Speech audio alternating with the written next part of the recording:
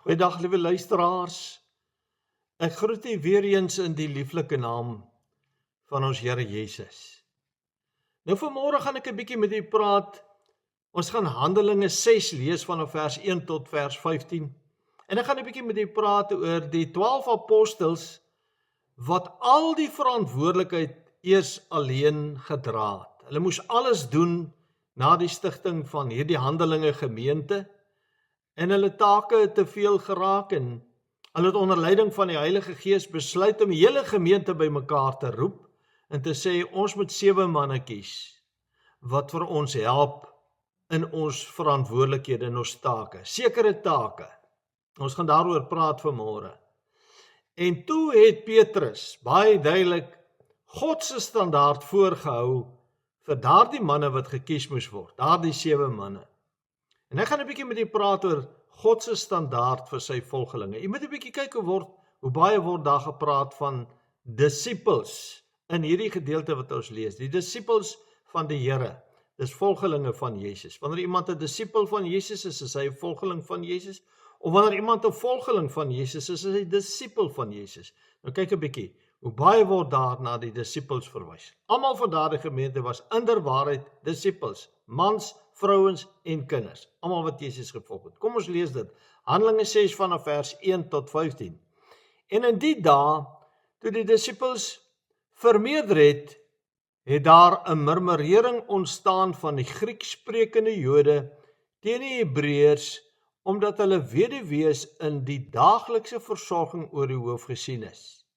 En die 12 is nou die 12 apostels van Jesus, het die menigte van die disippels byeengeroep en gesê, dit is nie reg dat ons die woord van God nalat om die tafels te bedien nie. Kyk dan uit, broeders, na 7 manne uit julle van goeie getuienis, vol van die Heilige Gees en wysheid, wat ons oor hierdie nodige saak kan aanstel.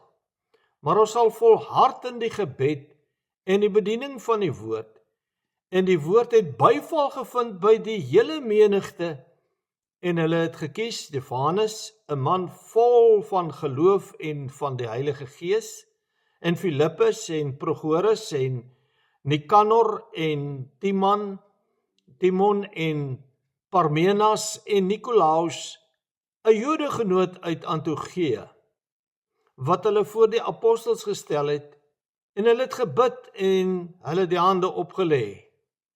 En die woord van God het toegeneem, en die getal van die disippels het in Jerusalem baie vermeerder, en 'n groot menigte van die priesters het gehoorsaam geword aan die geloof. En Stefanus, vol van geloof en krag, het groot wonders en tekens onder die volk gedoen, en daar het sommige van die sogenaamde sinagoge van die libertyne opgestaan, en van die Sireneërs en die Alexandryne, en van die mense van Cilicië en Asië, en hulle het met Stefanus geredetwis. Maar hulle kon die wysheid en die gees waardeur hy gespreek het nie weerstaan nie, toe het hulle manne opgestook om te sê, ons het om lasterlike dinge hoor praat teen Moses en God. En hulle het die volk en die ouderlinge en die skrifgeleerdes in beweging gebring en op hom afgekom en hom gegryp en voor die raad gebring.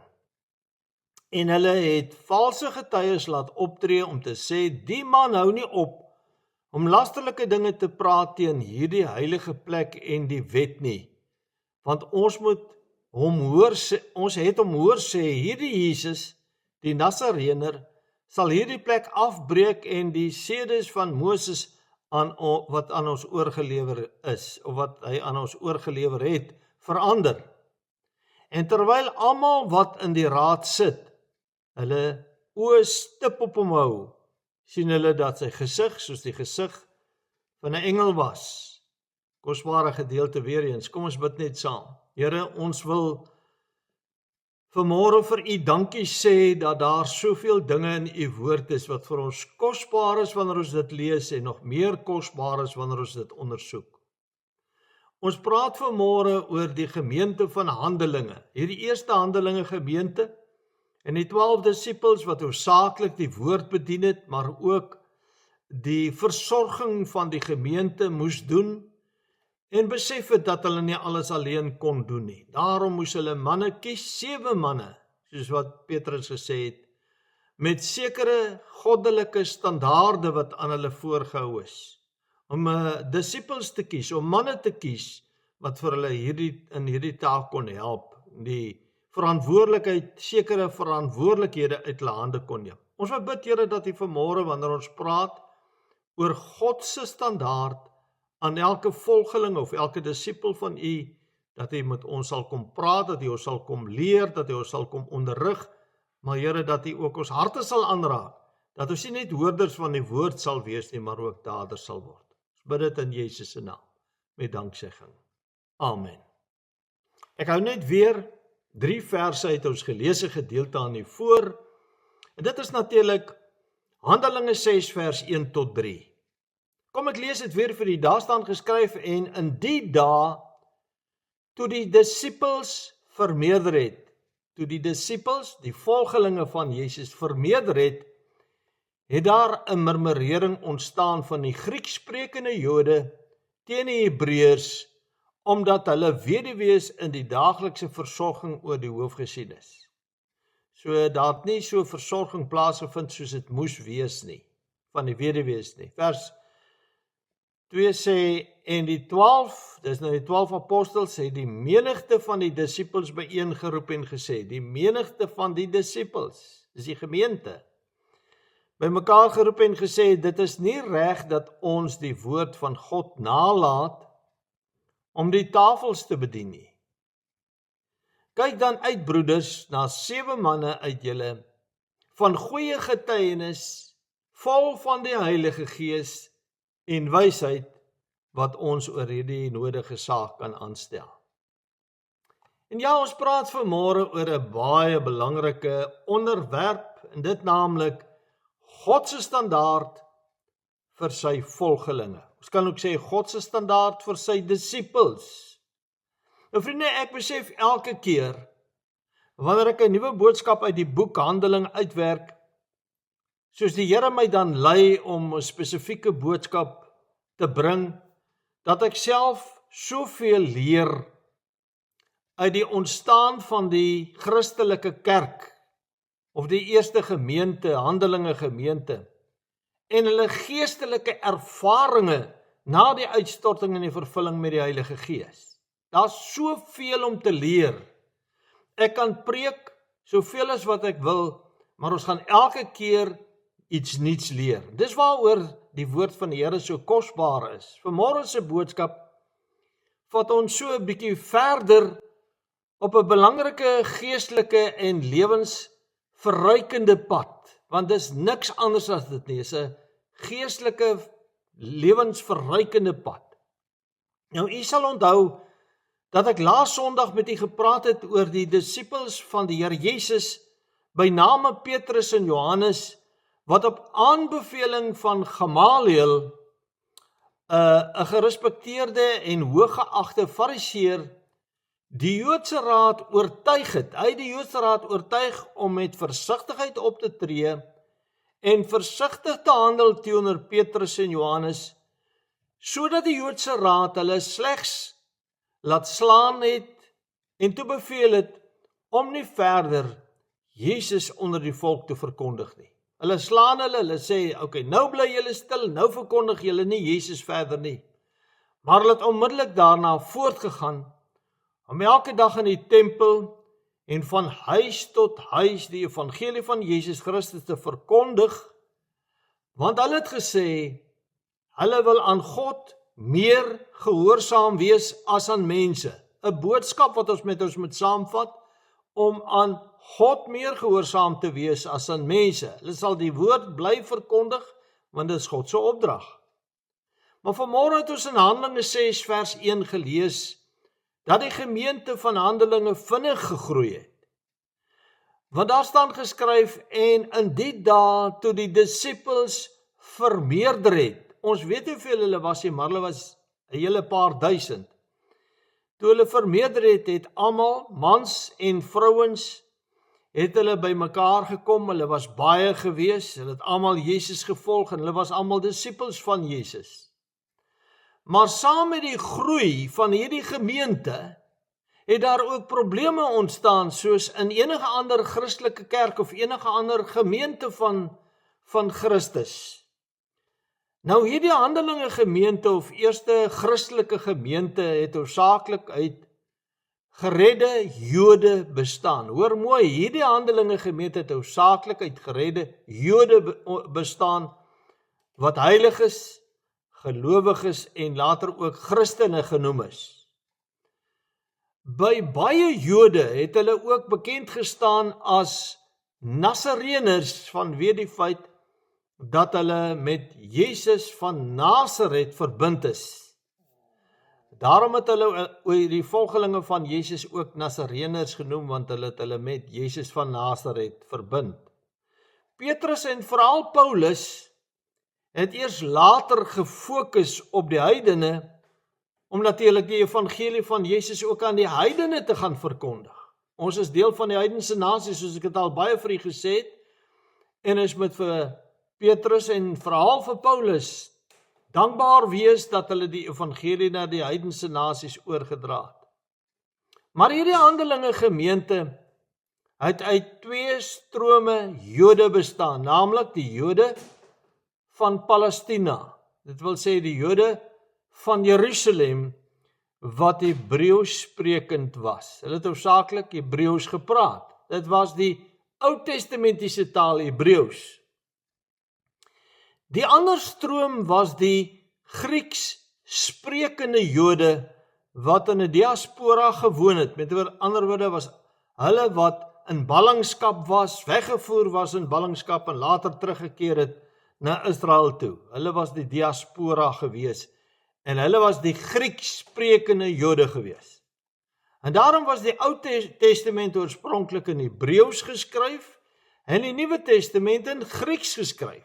Net so 'n bietjie vir interessantheid, twee strome Jode, die Hebreeus sprekende Jode wat in Israel agtergebly het terwyl die ander weggevoer was in ballingskap en toe weer teruggekom het en toe was hulle Grieks sprekende Jode gewees. Maar in ons geleesde gedeelte het ons gesien dat baie van hierdie Grieks sprekende Jode wat uit ballingskap gekom het, meerderheid weduwees en kinders was. Maar een van die mooiste eienskappe van hierdie Handelinge gemeente of hierdie eerste Christen gemeente was die feit dat die welgesteldes of die mense in die gemeente wat grond en eiendom besit het en wat dit kon verkoop, dat hulle dit verkoop het en dan die geld aan die apostels geskenk het. Hulle het die geld, die eiendom verkoop en die geld vir die apostels gebring om soos hulle gelei voel vir almal daagliks volgens hulle behoeftes geld te gee. Nie kos te koop nie, maar geld te gee sodat hulle kos en ander tydelike dinge kon koop waarin hulle behoefte gehad het. Die rykes het vir die armes gesorg. Almal wat besittings gehad het, grond en wat dit ook al mag wees, het dit verkoop en die geld na die apostels toe gebring om vir die mense wat arm is en wat honger is te sorg. Maar soos daardie gemeente gegroei en die mense al meer geword het, kon die 12 apostels van Jesus nie meer hierdie take en hierdie verantwoordelikhede daagliks alleen hanteer nie. Ons kan ons nou self dink, se gemeente van 'n paar duisend mense. Hulle preek vir die mense en nou moet hulle nog ook die versorgingsdeel hanteer. Want hulle hoofdoel was natuurlik die taak om die woord van die Here te verkondig en die woord vir mense te leer. Hulle moes mense na Jesus toe lei, so hulle het van Jesus gepreek, van sy redding, en gesê dat almal moet hulle tot hom bekeer, hulle laat doop, en dan sal hulle van hulle sonde vergewe word, en sal hulle gered word, en sal die Heilige Gees ontvang. So hulle moes mense van Jesus vertel, en mense na Jesus toe lei, en hulle moes die gemeente geestelik opvoed, en leer, en onderrig uit die woord van God, onder die leiding en die inspirasie van die Heilige Gees. Hulle het dit nie in eie krag gedoen nie, hulle het dit onder die wysheid van die Heilige Gees gedoen. Want die Heilige Gees sal julle in die volle waarheid lei. En daarom lees ons in Handelinge 6 vers 1 en 2, dat daar geskryf staan, en in die dae, toe die disippels vermeerder het, toe daar die gemeente van Handelinge se volgelinge meer geword het, volgelinge van Jesus meer geword het daar 'n murmurering ontstaan van die Grieksprekende Jode teen die Hebreërs, omdat hulle weduwees in die daaglikse versorging oor die hoof gesien het. So hieruit lei af dat die arme mense, die hongermense, die mense met tydelike behoeftes nie daagliks versorging ontvang het nie, soos dit moes wees nie. En dan staan aan vers 2, en die 12 het die menigte van die disippels byeen geroep en gesê, kom hier, laat ons met julle praat. En toe sê hulle vir hulle, dit is nie reg dat ons, en nou verwys hulle na die 12 apostels van Jesus, dat ons die woord van God nalat om die tafels te bedien nie. Ons kan nie die woord verkondig en nog ook sorg vir die arme mense en die hongermense nie.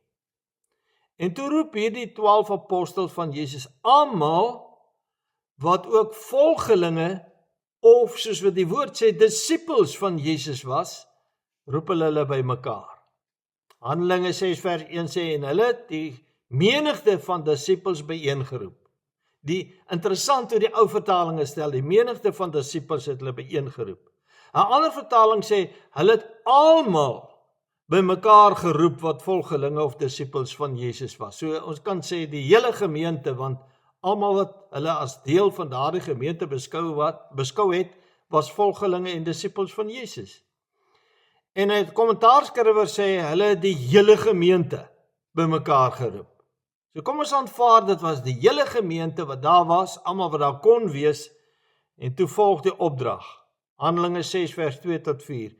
En nou hier sê hulle, die 12 apostels, en dis natuurlik Petrus wat gepraat het, hy sê, dit is nie reg dat ons die woord van God nalat, om die tafels te bedien nie. Kyk dan uit, broeders, na 7 manne uit julle, van goeie getuienis, vol van die Heilige Gees en wysheid, wat ons oor hierdie nodige saak kan aanstel.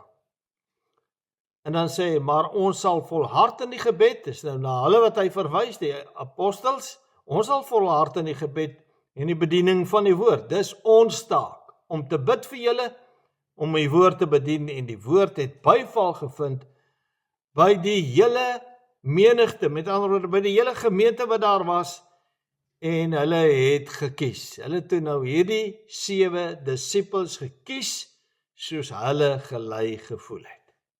Maar ons moet mooi verstaan, dat die taak van hierdie 7 manne, was uitsluitlik om die armes en die behoeftiges te versorg. Daar was baie arme mense in daardie gemeente, daar was baie mense wat honger was, en hulle moes versorg word, sodat hulle elke dag kos op die tafel kon hê om te eet. Daar moet vir elke gesin gesorg word, soos het reeds gesê het, almal het geld gebring na die apostels toe, hulle het daardie geld gebruik om vir hierdie mense kos te koop en hulle te versorg. Dat die woord wat hulle hier gebruik het in vers 2 is, om die tafels te bedien. Mens kry so die gedagte, as jy dit sommer net vinnig lees, dat dit dalk kon dui op die nagmaal wat hulle moes bedien het. Nee, vriende, hulle moes die tafels bedien, dui op die huise se tafels wat kos moes ontvang, sodat almal kon eet. Interessant genoeg, hulle moes uit daardie hele gemeente, wat vermoedelik 'n hele paar duisend lidmate gehad het, net 7 manne kies, om vir hierdie 12 apostels te help in hierdie taak van versorging van die armes en die behoeftiges. Maar ek het so gesit en dink aan my voorbereiding en vir myself gesê, ek wonder hoeveel mense het al hierdie vraag in hulle eie gemoed gehad, waarom daar net 7 mans uit hierdie hele gemeente gekies moes word om die apostels in hierdie taak by te staan. Daar was 2 redes waarom daar net 7 manne gekies moes word. Heel eerstens, omdat 7 die volmaakte getal van God is. 7 is die getal van God. En tweedens, omdat dit dui op die 7 dae van die week, wat hulle 'n versorgingstaak aan die armes en die behoeftiges van die gemeente moes verrig. So hulle moes al die weduwees en die kinders en almal wat honger is, moes hulle versorg. Hulle moes seker maak dat elkeen van hulle elke dag kos op die tafel gehad het. En dan die ander vraag is natuurlik, waarom moes dit mans wees? Spesifiek mans, hoekom kon daar nie ook vrouens wees wat met hierdie versorgingstaak kon help nie? En die antwoord is omdat die mans onder die direkte gesag van God staan. Dis die rangorde van God. God is die hoof van die huis, die mans staan onder die gesag van God en die vrouens en die kinders onder die man se gesag. So die man staan onder die direkte gesag van God as die hoof van die gesin en ook as die hoof van die gemeente. Dis die rangorde van God, kan ons sê.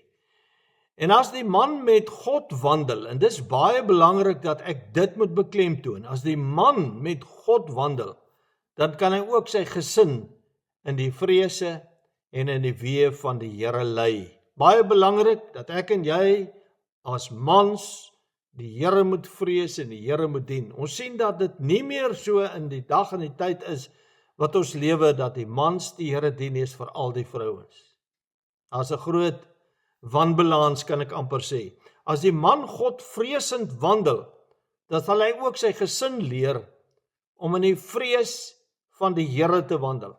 Want die vrou en die kinders kyk na die man, hulle sien hoe hy wandel met die Here, hulle sien sy vrees, hulle leer sy vrees vir die Here by hom, en so ontvang hulle ook 'n vrees vir God. Wat vir die man geld ook vir die vrou en geld ook vir die kinders. So wanneer ek hierdie boodskap bring, dan is die vrouens en die kinders glad nie uitgesluit by hierdie boodskap nie. Is net jammer dat al die mans nie die Here dien nie, van elke huis nie. En dan stel hulle ook God se standaard aan almal in die gemeente, so daardie manne wat gekies is. Eers is daar die 12 apostels van die Here Jesus, en dan ook die 7 manne wat gekies is om die versorgingswerk van die gemeente te verrig. Hulle stel die standaard aan die gemeente. Ek sê altyd, vriende, daar's my geen flouer en swakker verskoning wat mense kan maak is om te sê, ja, maar jy is die dominee, of daar is die pastoor, of dis die geestelike leiers wat God se standaard moet leef, en ons hoef nie God se standaard te leef nie, by implikasie. Dis julle wat die standaard van die Here aan ons moet stel, is julle wat moet leef in die vrees van die Here, so asof hulle hulself wil verskoon, om in hulle sonde en in hulle swakheid te mag volhard, want ek kry baie keer die gedagte, dat mense dink, dis net die leraar, dis net die geroepene van die Here, is net die predikant of die pastoor, wat die voorbeeld moet stel. Hulle hoef nie 'n voorbeeld te stel van 'n heilige en 'n godvreesende lewenswandel nie. Nee, vriende, luister na die woord van God. In Romeine 14 vers 10 tot 12 staan dit vir ons uitdruklik uitgespel, maar jy, waarom oordeel jy jou broeder? Of jy ook, waarom verag jy jou broeder?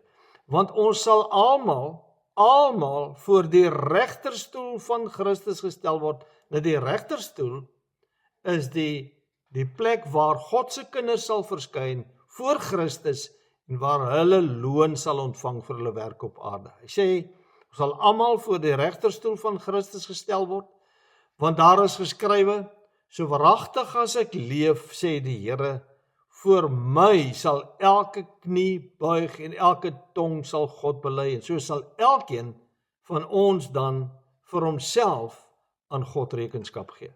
So vriende, moenie daardie verskoning hê van jy is die predikant of jy is die pastoor of jy is die geestelike leier, jy moet die standaard lewe nie. Nee, elkeen wat sê ek is 'n wedergebore bloedgewaste kind van die Here, het 'n verantwoordelikheid om God se standaard te leef. Mans, vrouens en kinders. Kom ons kyk na God se standaard, waarin hierdie 7 manne moes voldoen wat hulle gekies het. Hulle kies het daar die hele gemeente, net 7 manne.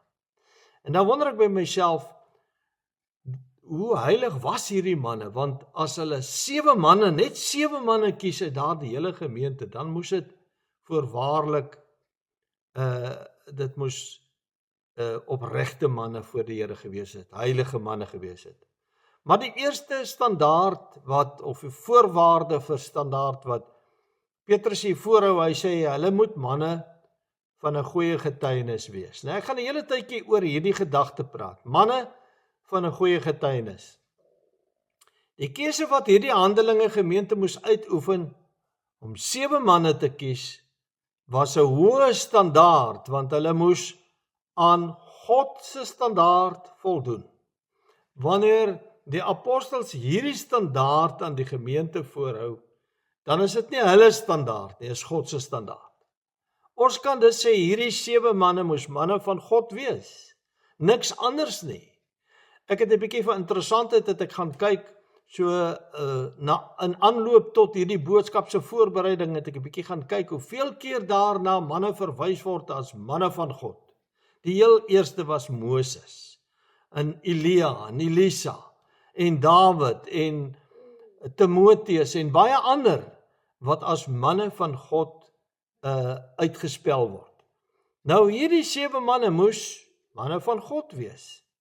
En die eerste vereiste word uitgespel in Handelinge 6 vers 3, die A gedeelte van daardie vers, waar daar geskryf staan, kyk dan uit, broeders, na 7 manne onder julle, van goeie getuienis.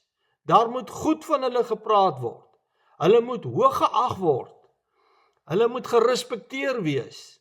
Nou hierdie vereiste spreek van manne, oor wie se lewe en verhouding met God, met sy gesin, en met ander mense 'n sigbare voorbeeld vir almal is.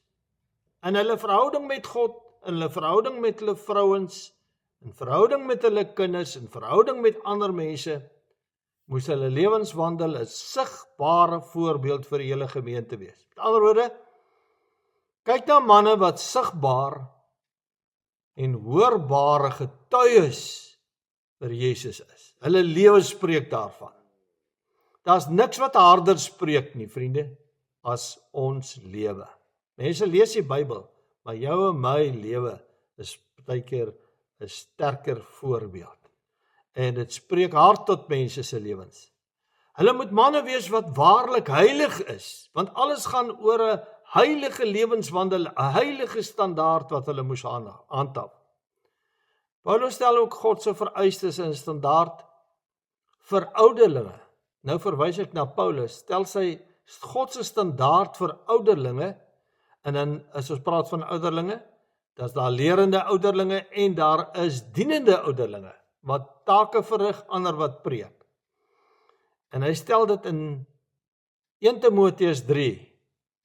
En dit sluit so mooi aan by die geestelike standaard wat ons hier in Handelinge 6 vers 3 vind. Wat daar geskryf staan, kyk dan uit, broeders, na 7 manne uit julle van goeie getuienis. In 1 Timoteus 3, en ek wil dit 'n bietjie hanteer, die 1 Timoteus 3 vanaf vers 2 tot 5 staan daar geskryf, is nou Paulus wat die standaard van ouderlinge uitspel, onder leiding van die Heilige Gees. Hy sê, 'n opsiener dan moet onberispelik wees. Die man van een vrou, nugter, groot eienskappe wat hy hier noem, ingetoe, fatsoenlik, gasvry, bekwaam om te onderrig, geen drinker, geen vegter, geen vuil gewinssoeker nie, maar vriendelik, geen strydlustige, geen geldgierige nie, een wat sy eie huis goed regeer en sy kinders met alle waardigheid en onderdanigheid hou. Maar as iemand nie weet om sy eie huis te regeer nie, hoe sal hy die gemeente van God se sorg kan dra. As hy nie weet hoe om sy eie huis goed te regeer nie, hoe sal hy vir die gemeente kan sorg? Hoe sal hy vir die gemeente 'n voorbeeld wees? Hoe sal hy die gemeente kan lei? En daarom is dit belangrik dat ons 'n bietjie na hierdie eienskappe moet kyk. Die standaard vir opsieners of ouderlinge. 'n Groot standaard wat so mooi aansluit by die goddelike standaard van hierdie 7 manne uit die Handelinge gemeente wat gekies moes word. Ek wil 'n bietjie stil staan by Paulus se vereistes wat hy stel aan die opsieners of die ouderlinge, die standaard met ander woorde van God wat hy daar gestel het. Hy sê 'n opsiener dan moet onberispelik wees. Sy lewe moet sodanig wees dat niemand binne of buite die gemeente 'n vinger van beskuldiging na hom kan wys nie. Vriende, is 'n groot ding. Hy moet so lewe in die hele tyd van sy bediening, moet hy so lewe dat niemand 'n vinger van beskuldiging binne en buite die gemeente, selfs mense wat nie deel is van daardie gemeente, na hom kan wys nie. Die man van een vrou is die volgende vereiste. Hierdie vereiste moet teen die agtergrond gesien word van 'n sondige en sedelose lewe van die destydse heidense samelewing. Nou vriende, ons ervaar dit ook in die tyd wat ons leef. 'n Sedelose, sondige leefwyse wat algemeen is. Egskeidings was alledaags. Dis vandag baie erger, dink ek. Prostitusie het gefloreer. Oorspel en egbreek was aan die orde van die dag, net soos vandag. Al hierdie dinge. Sedeloosheid is aan die orde van die dag. En daarom beklemtoon Paulus die sedelike en die rein verhouding van die Christenman met sy vrou. Baie belangrik. Dit het nooit verander nie. Dis vandag nog so. Dis vandag nog belangrik dat 'n man van God in 'n rein sedelike verhouding met sy eie vrou moet lewe. Hy mag nie geskei wees nie, of hy mag nie hoereerder wees nie. Dan praat hy van nugter. Hy moet ook nugter wees. Dit verwys daarna dat hy hom moet weerhou van enige iets wat 'n verslawende uitwerking op hom kan hê, so sterk drank en ander verslawende middels. Hy moet nugter wees in alle opsigte, ingetoe. Iemand wat selfbeheersing in sy eie lewe kan toepas. Dis 'n vrug van die Heilige Gees. Vrug van die Heilige Gees is onder andere selfbeheersing, om met selfbeheersing te kan lewe. Fatsoenlik. Sy optrede moet altyd pas by sy Christenskap. En hy moet waardig wees in sy optrede. Gasvry. Hy moet mense vriendelik ontvang en vriendelik met vriendelikheid gasvry huisves. Hebreërs 13 vers 2 is vir my kosbare skrif wat ek vir u wil voorhou, wat daar geskryf staan, vergeet die gasvryheid nie, want daardeur het sommige sonder om dit te weet engele as gaste geherberg. Vergeet die gasvryheid nie. My vrou sal vir u sê, ek sê vir haar baie, ons mag die gasvryheid nie vergeet nie. Bekwaam om te onderrig, baie groot verantwoordelike taak vir die ouderlinge natuurlik, maar vir elke disipel van die Here. En hiervoor het iemand skrifkennis nodig. Daarom is dit belangrik dat jy en ek skrifkennis moet hê en verder op die leiding van die Heilige Gees moet staat maak, wat die Heilige Gees sal ons in die volle waarheid lei. Geen drinker. Die samelewing is blootgestel aan drinkers en dronkaards. En dit was in daardie tyd so, daarom het Paulus gesê, as jy 'n opsiener wil wees, as jy 'n disipel wil wees natuurlik, 'n ouderling wil wees, ons is almal disipels, almal volgelinge van Jesus, dan moet jy jouself nie blootstel aan drinkpartytjies en dronkaards nie. Die man van God moet nie met die wêreld saamgaan en daarom geen drinker of dronkaard wees nie. Volgende eienskap en standaard wat Paulus gestel het, is geen vegter. Hy sê, daardie man mag in geen bekleierery en stryery of vuisgevegte betrokke raak nie. Want dis die wêreld, dis die gesindheid van die wêreld, dis die houding van die wêreld. En ons mag nie soos die wêreld optree nie, want Jesus moet in ons lewe gesien word en in ons lewe geken word. Ons moet die Here dien en ons lewe moet daarvan spreek. Geen vuil gewinssoeker nie.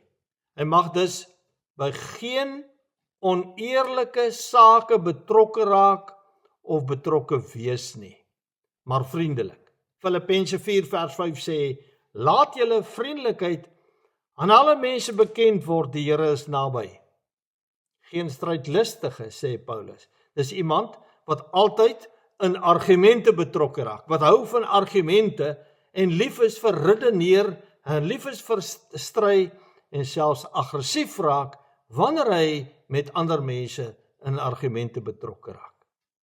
Geen geldgierige nie. Nou, geldgierigheid is natuurlik 'n baie groot sonde en veral 'n sonde van die laaste dae. En dit laat 'n mens dink aan Jesus se woorde in Matteus 6 vers 24 waar hy gesê het: niemand kan twee here dien nie. Want of hy sal die een haat en die ander lief hê, of hy sal die een aanhang en die ander verag. En nou sê die Here Jesus, julle kan nie God en Mammon, die geldgod, dien nie. 1 Timoteus 3 vers 4 tot 5 sê, en nou gaan hy aan, Paulus met die standaard, hy sê, een wat sy eie huis goed regeer, en sy kinders met alle waardigheid en onderdanigheid hou. Groot stelling wat hy hier maak. Maar as iemand nie weet om sy eie huis goed te regeer nie, hoe sal hy vir die gemeente van God sorg dra? As jy nie eers weet hoe om jou eie huis te versorg nie, hoe kan jy die gemeente versorg? Nou vriende, ek het dit al gesê, ek wil dit weer sê by geleentheid, kies ons 'n ouderling, of hy was 'n diaken, ek kan nie onthou nie, maar 'n waardige man, 'n groot kind van die Here, en hy kom later by my en hy sê vir my, hy moet bedank, hy kan nie meer op die kerkraad dien nie, en hy hou hierdie argumente se verskoning voor, hy sê, ek is nie waardig om my eie huis goed te kan regeer nie, my seun is 'n rebel, my seun doen vreeslike dinge, en ek weet nie hoe om hom te beheer nie, so ek kan nie sorg dra oor die gemeente nie, en dit is presies wat die woord sê. Vriende, so lyk God se standaard aan die manne van God, wat die geestelike leiding aan hulle vrouens en hulle kinders en aan ander en die gemeente moet uitleef en ook moet leer en hulle moet versorg en moet dien. Maar tweedens sien ons, hulle moet manne wees vol van die Heilige Gees. Ons kan niks vir die Here beteken as ons nie vol van die Heilige Gees is. Ja, as ons nie met die Heilige Gees vervul is nie. In Handelinge 6 vers 3 sien ons, daar staan geskryf, kyk dan uit broeders na 7 manne uit julle van goeie getuienis en vol van die Heilige Gees. Dit was die verantwoordelikheid, dit was die standaard, hulle moet vol wees van die Heilige Gees. Handelinge 4 vers 8 is die eerste plek waar ons lees, daarop sê Petrus, vervul met die Heilige Gees aan hulle. Petrus was vervul met die Heilige Gees. Handelinge 4 vers 31 sê, en toe hulle gebid het, is die plek geskit waar hulle saam was, en hulle is almal vervul met die Heilige Gees, en het die woord van God met vrymoedigheid gespreek. Daardie 120 manne en vroue is almal vervul met die Heilige Gees. Handelinge 6 vers 5 staan daar geskryf van Stefanus, die eerste van die 7 ouderlinge wat gekies is. En die woord het byval gevind by die hele menigte, en hulle het gekies Stefanus, 'n man vol van geloof en vol van die Heilige Gees. Handelinge 13 vers 9 sê, maar Saulus, dit is Paulus, vervul met die Heilige Gees. En soos daar baie voorbeelde wat ek vir u kan voorhou, van manne wat vervul was met die Heilige Gees. En nou kom die opdrag van die Here na jou en my toe. Ons wat in 'n ander tyd leef. Ons wat byna 2000 jaar na die uitstorting van die Heilige Gees leef. En die Here sê vir jou en vir my vanmôre, in Efesiërs 5 vers 18, moenie dronk word van wyn nie. Hoekom? Daarin is losbandigheid. Maar word vervul met die Heilige Gees. Daarin is krag. Daarin is wysheid. Nou ek dink dis juis die Heilige Gees, teen wie die wêreld hierdie verskriklike weerstand bied, want die Heilige Gees het gekom om in ons te woon. So hulle bied weerstand teen die Gees wat in jou en my woon. Hulle bied weerstand teen die Heilige Gees wat oortuig van sonde, geregtigheid en oordeel. En die Heilige Gees is die gesant van God, is die gestuurde van God, om hier te wees, in ons te woon en deur ons te spreek. Handelinge 7 vers 55 tot 60. Daar sien ons hoe Stefanus deur die Heilige Gees met gesag gepraat het en hoe kwaad hulle vir hom geword het. Maar hy was vol van die Heilige Gees en het die oë na die hemel gehou en die heerlikheid van God gesien en Jesus wat staan aan die regterhand van God. So weggevoer deur die Heilige Gees sien hy Jesus daar aan die regterhand van God sit op sy troon. En hy het gesê, kyk, ek sien die hemele geopen en die seun van die mens aan die regterhand van God staan. Maar hulle het met 'n groot stem geskreeu en hulle ore toegestop en soos een man op hom aangestorm. En hulle het hom buitekant die stad uitgewerp en hom gestenig en die getuies het hulle klere neergelê by die voete van 'n jong man met die naam van Saulus, wat Paulus geword het. En hulle het Stefanus gestenig terwyl hy die Here aanroep en sê, Here Jesus, ontvang my gees, en hy het op sy knieë neergeval en met 'n groot stem uitgeroep, Here, reken hulle hierdie sonde nie toe nie, en met die woorde het hy ontslap. Nou vriende, hier is baie duidelik, hy het met wysheid en met gesag, die gesag wat die Heilige Gees aan hom gegee het hy gespreek, en hulle kon dit nie weerstaan nie. En daarom moet ek en jy vol wees van die Heilige Gees. Ons moet vervul wees met die Heilige Gees. Ons moet net soos die Heilige Gees ontvang by ons wedergeboorte nie. Ons moet vol wees van die Heilige Gees. Oorlopends vol van die Heilige Gees. Soos 'n beker wat vol water is en net nog meer voller raak dat hy oorloop. Hulle moes in die laaste plek wyse manne wees. Vriende, daar in Handelinge 3 vers 6 het ons nou gelees. Kyk dan uit, broeders, na 7 manne uit julle, van goeie getuienis, vol van die Heilige Gees en wysheid, wat ons oor hierdie nodige saak kan aanstel. Ek wil dit baie duidelik stel, vriende. Wysheid is iets waarmee slegs die Heilige Gees iemand kan toerus. Ons vind die heel eerste voorbeeld, wat belangrik is, wat ek aan u wil deurgee of oordra. En dit is dat die Heilige Gees Jesus van sy geboorte af met krag en wysheid toegerus het. En so rus die Heilige Gees ook vir ons toe. Kom ek lees vir die Lukas 2 vers 40. En die kindjie het gegroei en sterk geword in die Gees, in hoofletters, en vol van wysheid. En die genade van God was op hom. Jesus was toegerus deur die Heilige Gees met wysheid. Alles wat Jesus gedoen het, sy ganse aardse bediening, het hy in wysheid gespreek, het in wysheid opgetree, uit wysheid geleer vir elkeen wat met hom te doen gekry het. In Handelinge 6 vers 10 staan daar geskryf, maar hulle kon die wysheid en die Gees waardeur Stefanus gespreek het, nie weerstaan nie. Selfs as Jesus wat deur die Gees gepraat het, deur die Gees toegerus was en met wysheid opgetree het. Ook Stefanus, hulle kon die wysheid en die Gees waardeur hy gespreek het nie weerstaan nie. En vriende, so wil ek vanmôre vir u sê, as u sê, ek kort wysheid, dan sê hy inderwaarheid, ek kort die volheid van die Heilige Gees.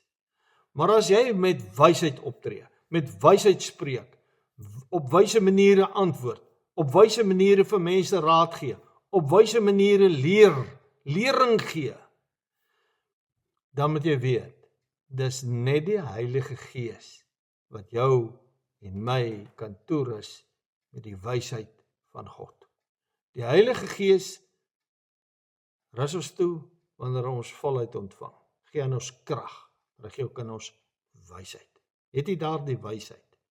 Kan jy sê, jy is 'n man van 'n goeie getuienis? Kan jy sê mense spreek goed van u? Hulle wys na u en sê as 'n man met 'n goeie getuienis en sy vrou is 'n vrou van goeie getuienis en sy kinders wandel met God omdat hulle met God wandel? Kan jy sê dat u 'n man is en ook u as vrouens 'n vrou is vol van die Heilige Gees?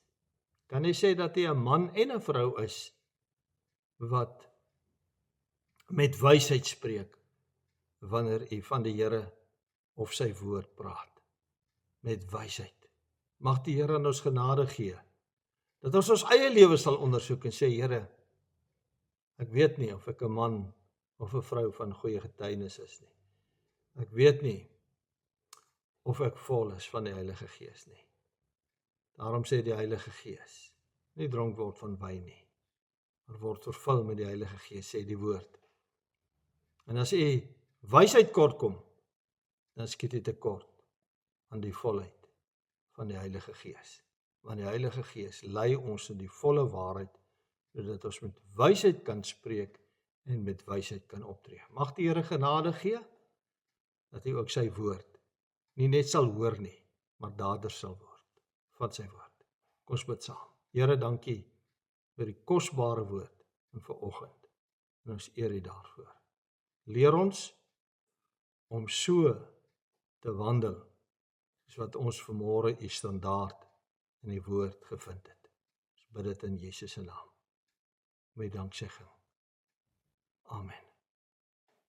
Vriende, die woord het vir ons vanmôre God se standaard geleer. Kom ons leef dit. Kom ons soek dit. Mag die Here genade gee. Totsiens.